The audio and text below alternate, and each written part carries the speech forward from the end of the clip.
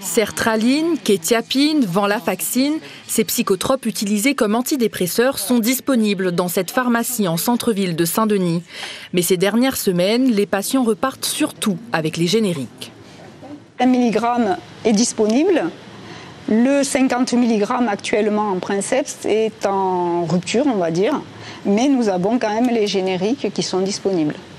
Donc il y a toujours une alternative pour éviter une rupture de traitement pour le patient.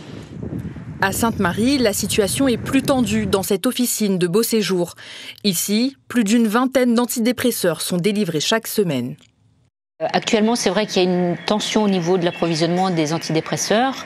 Et si vraiment la molécule tombe en rupture, donc dans ces cas-là, on réoriente, on est obligé de voir avec le prescripteur, le médecin, pour discuter avec lui de l'alternative thérapeutique. Plusieurs facteurs expliquent ces pénuries qui concernent 14 médicaments dans l'Hexagone. Une forte demande mondiale au niveau de ces molécules.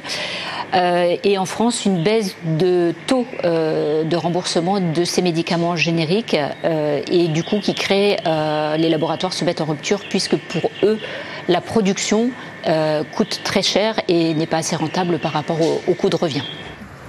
Pas de panique donc sur notre territoire, mais si les patients se retrouvent sans traitement, les conséquences peuvent être lourdes.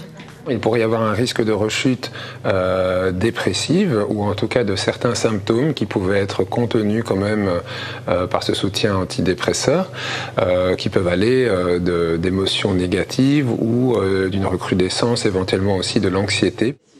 Le trouble de l'humeur, comme la dépression ou la bipolarité, toucherait un réunionnais sur 5, mais ils ne sont pas tous sous traitement médicamenteux.